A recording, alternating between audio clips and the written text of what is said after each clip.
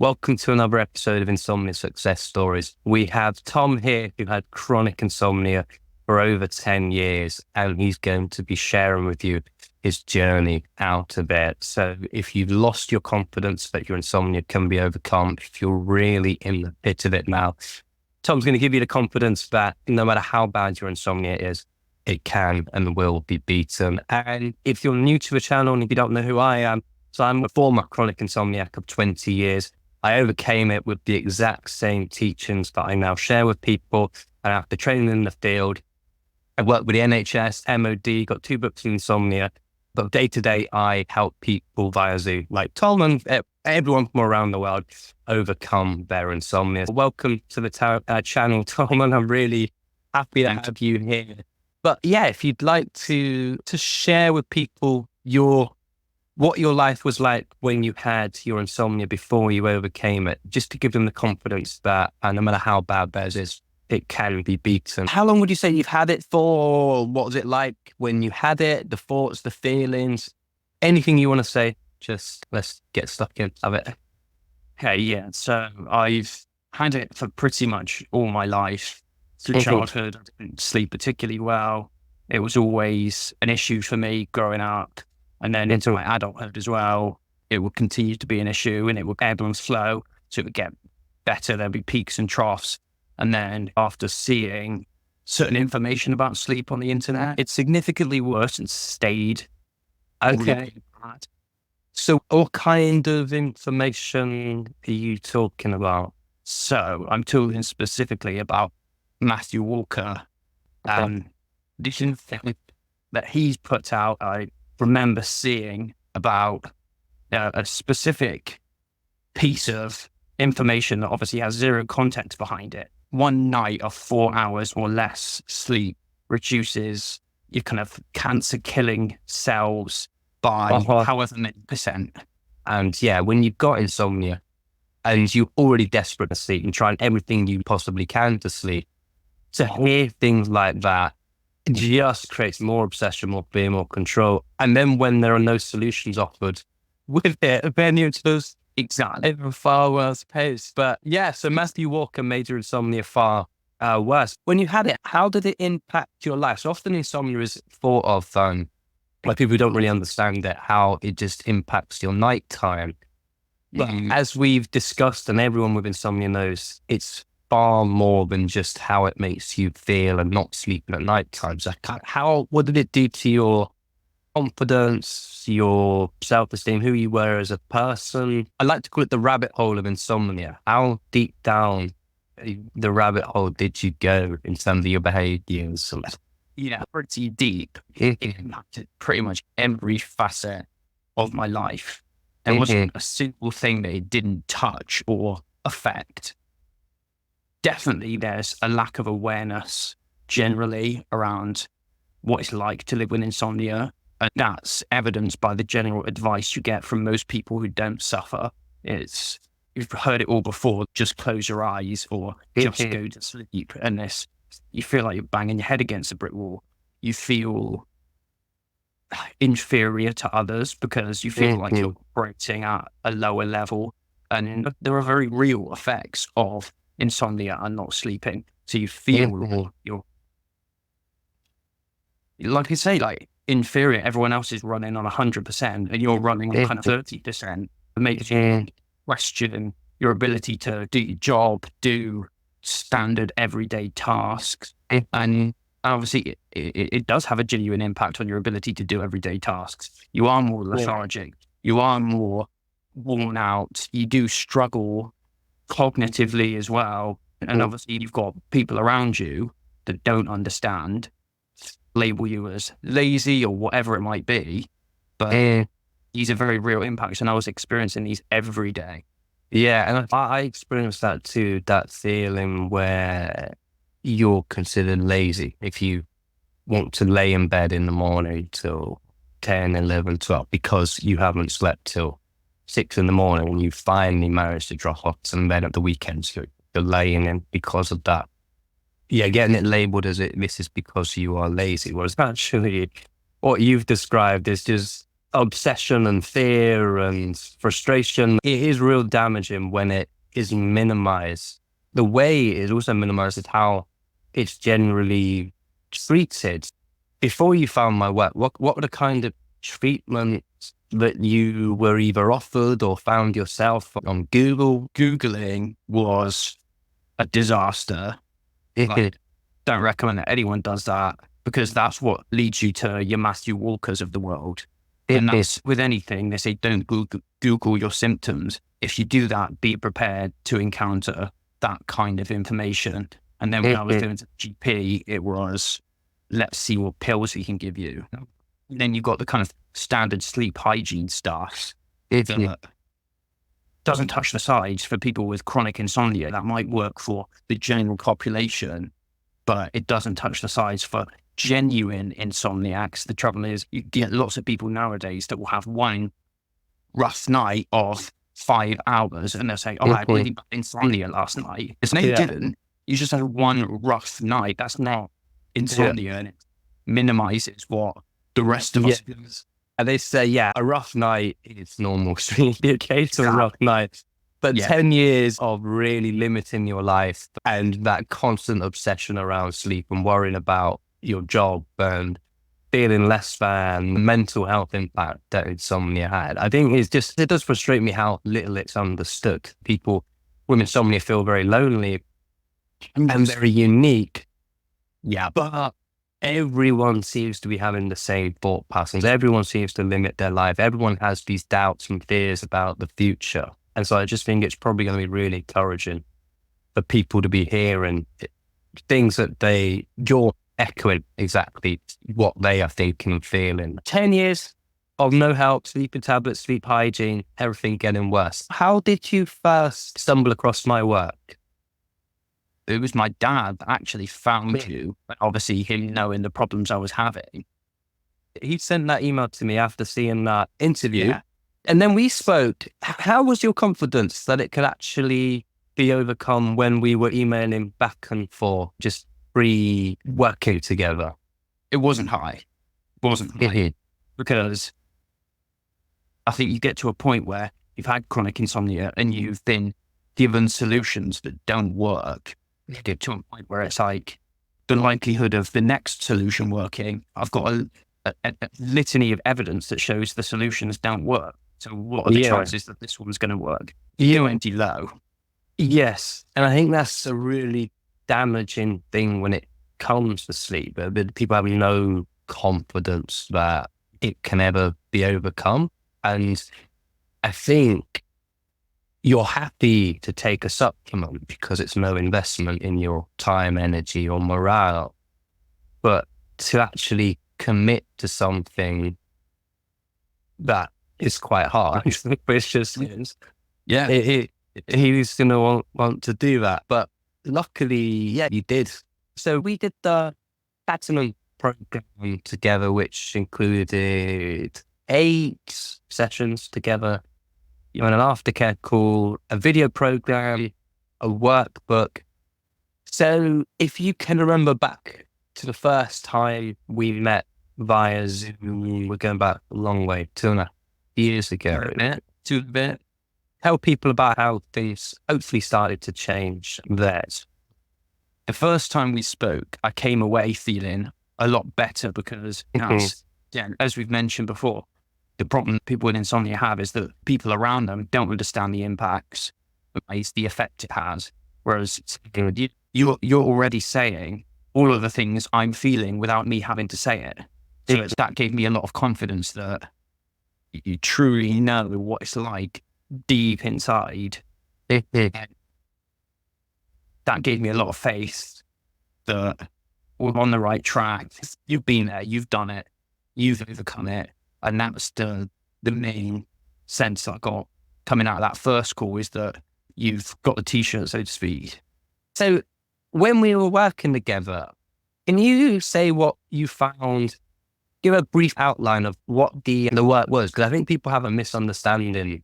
I wouldn't even call my work CBTi anymore because I do blend in other disciplines. But if you were to summarize what we actually did, let's say in the first couple of sessions, first 2 weeks, do you remember what it was? From what I remember, the first focus was the video course, and going through was a lot of videos, and I found those to be really helpful and really effective, and a really effective like primer for the rest of the course. Those were challenging the deep-rooted beliefs that I had around sleep. Ultimately, that's what prompted the change and the improvement. It's changing those thought patterns around sleep and how you approach it. And those videos were dispelling myths. They were challenging the way I would view sleep, the way I would approach it, and my behavior patterns and thought patterns. If you remember, throughout our course, in the first few weeks, I also was going to America. So I was probably a more challenging case, because also had that, and that was at the time caused me a ton of anxiety around things like jet lag, disruption of routine, and all of the stuff that would, the impacts that would have on sleep. So yeah, we were navigating that.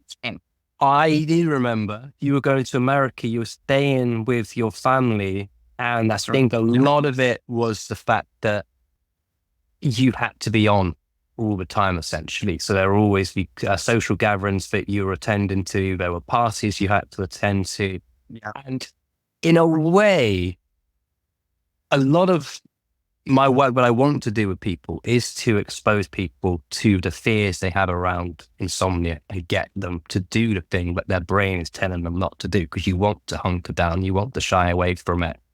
Yeah. I just wouldn't have done it in the first 2 weeks. Had I've had the choice, that would have been at the end of the program, different bed, body clock shift. That would have been something that I would have dreamed of at the end of the program, to give that kind of final challenge. And I would have, in an ideal world, slowly stepped you up to that by doing, okay, so you haven't eaten late. Okay, maybe we'll start by having a meal out. And okay, we stopped watching TV before bed. Maybe we'll start with that. I probably wouldn't have chucked you to America and dealt with that.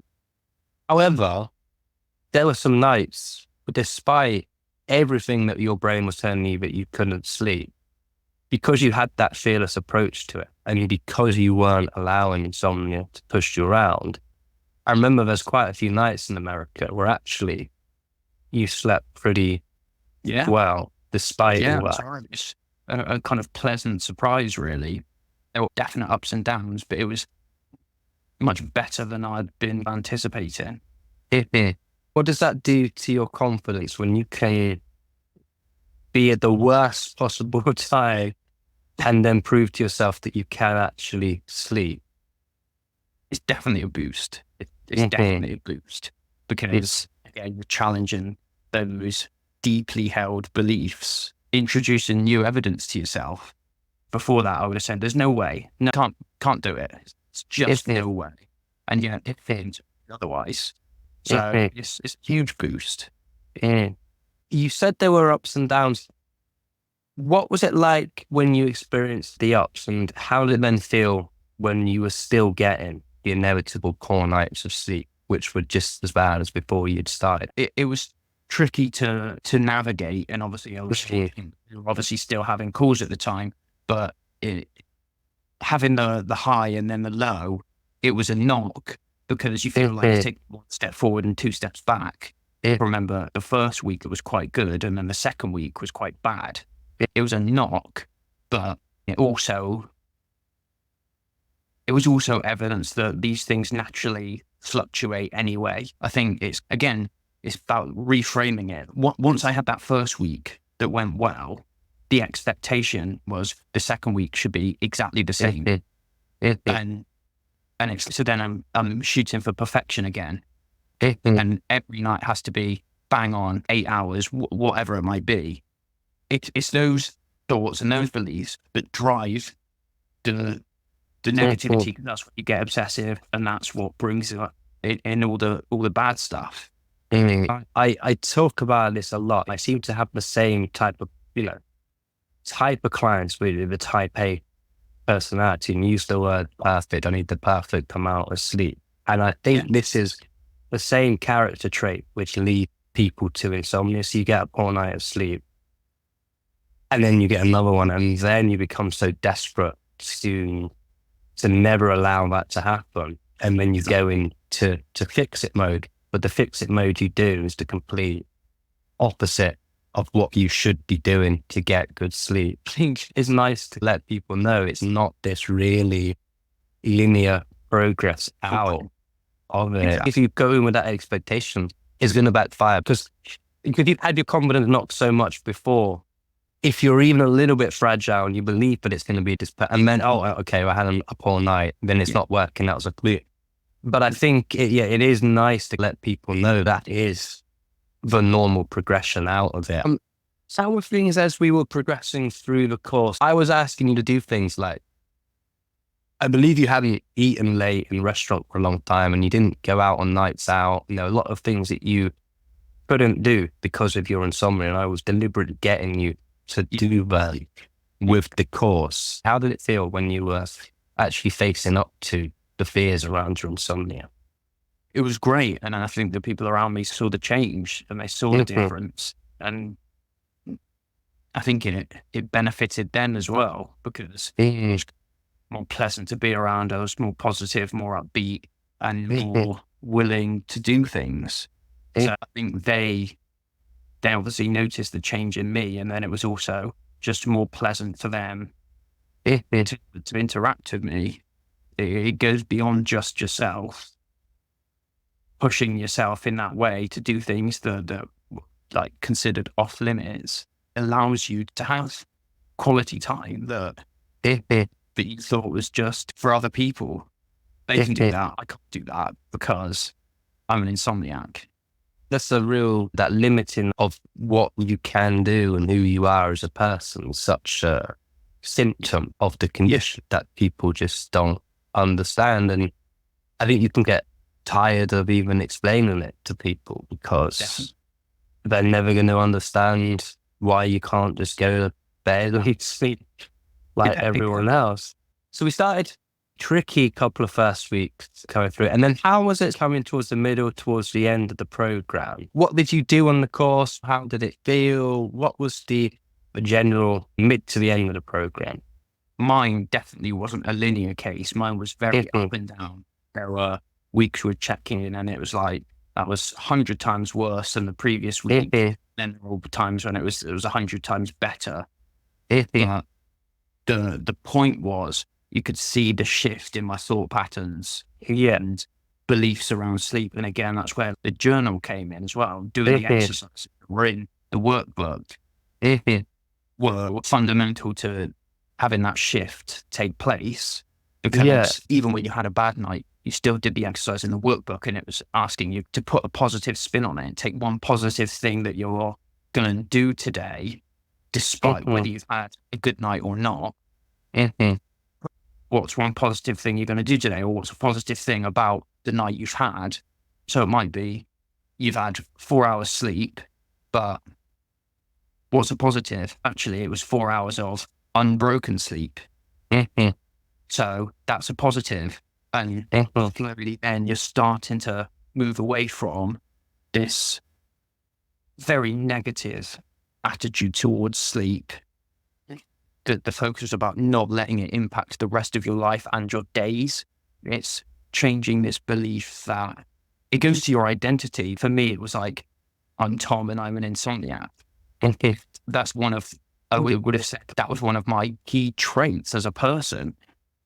Back before we worked together, if someone asked about me, it would have come up quite early on in a conversation, because that to me was central to who I was. It was an overwhelming part of my identity. And the work we did separated the link between who I am as a person and insomnia and the ability to sleep or not sleep, and how it impacts the rest of my life and my waking time during the day.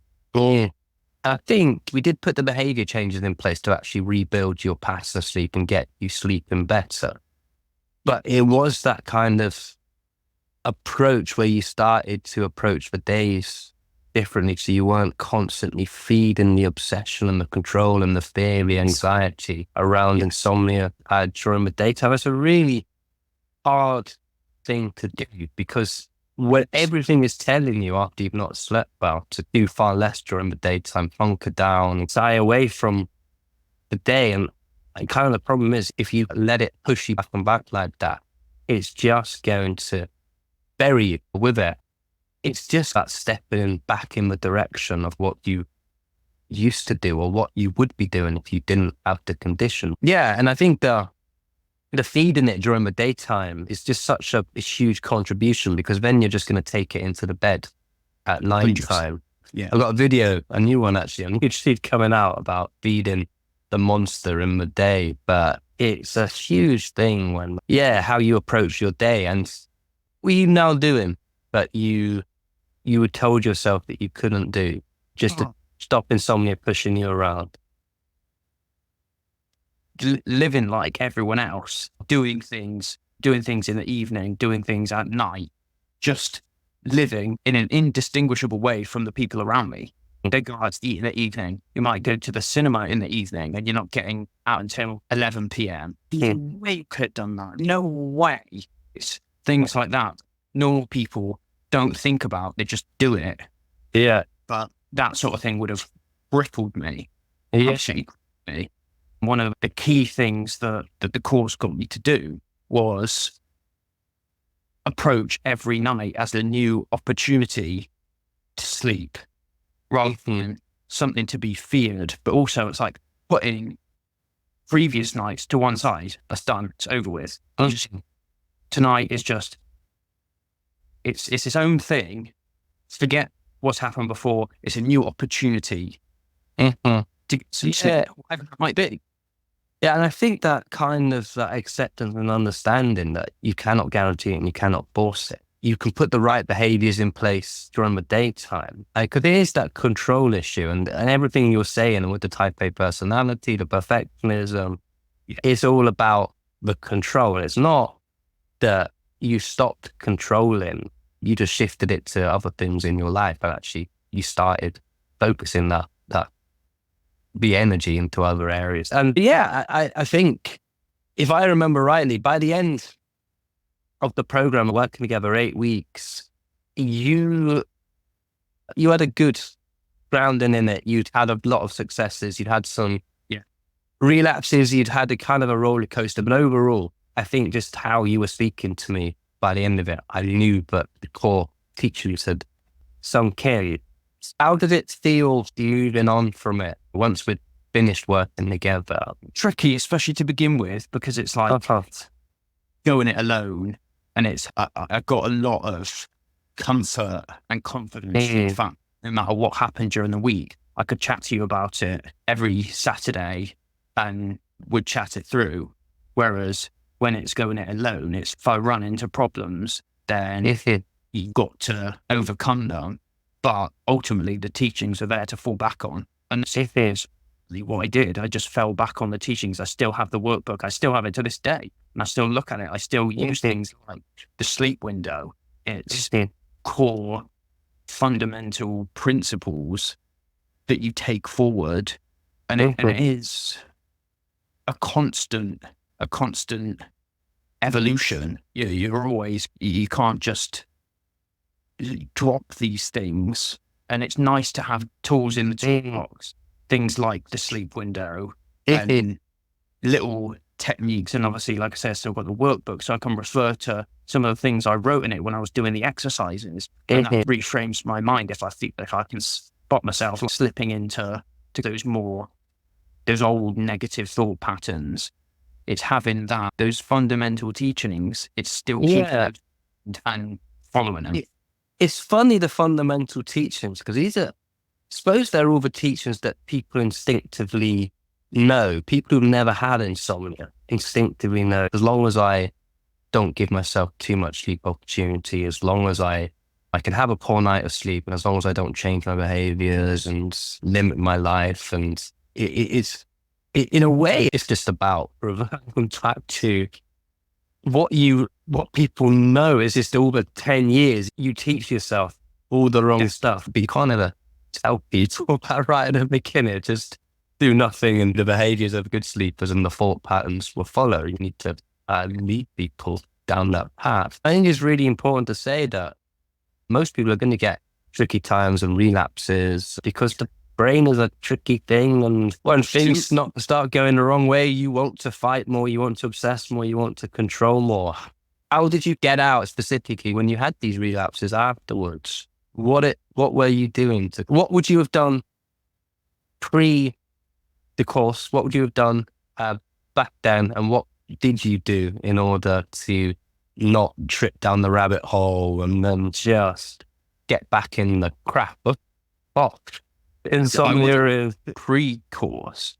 I would have spiraled and obsessed more and more, and it would have been a case that if I keep having consecutive bad nights, it's like I've got to keep going to bed earlier and earlier to give myself more sleep opportunity.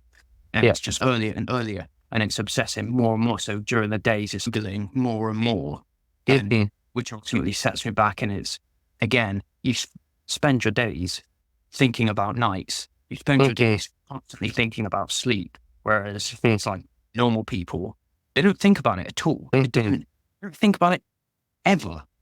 So only are you obsessing about it during the night, you're then obsessing about it during the day. So you're making it 100 times worse, literally 100 times worse, because you're obsessing in the night and then spending your days obsessing as well. People who've never had insomnia obviously never think about their sleep because they've never had insomnia. But I suppose even good sleepers do have bad nights of sleep, but I suppose they've just never experienced what you experienced, which is 10 years of just absolute, terror and anger and frustration. And I suppose that's the difference. But I think what was different is you can actually prove to yourself that you could sleep. There was nothing wrong with you or your ability to sleep. There's nothing wrong with your brain. And this was something we talked about. Is there something wrong with my brain? That's why I can't sleep. The Matthew Walker were sent you down that the health concerns you thought were going to get from it. My favorite guy, Alexei Guzzi, his article that I sent you. He's got I love that article. Have you? Yeah, because I still go back to it when I feel myself spiraling and obsessing. So I still use these things. But everyone watching this, ALEXEYGUZEY, if you've got any fears, doubts, anxieties about the long-term health consequences of insomnia, that article, I've sent it to so many people and they just said, oh, thank you. But it's so valuable. As someone who was obsessing about that specifically, that was my kryptonite. That was one of the best things I've ever seen. And it's massively. How does your life look now? What kind of, in terms of your job, in terms of your social life, your everything how are things different in terms of actually Tom as a person now, would you say? Yeah, it's night and day. I've changed careers and I've had the confidence to do a career change because myself I'm too tired or I need to. It's required some studying in the evenings.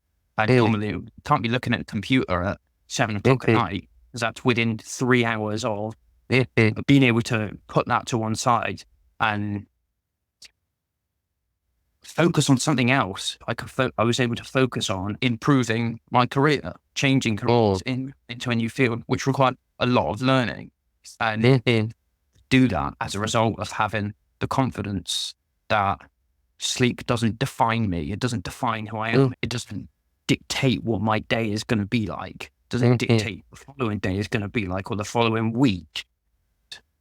Just a thing that happens at night. Each night is its own separate thing. As you said to me a million times, your body will ultimately get the sleep it needs when it's desperate to sleep. You'll never having the confidence of that backing. It's almost like a pedestal. And it's like when you're that desperate, your body weak, and it'll get to a point where you're fighting against it.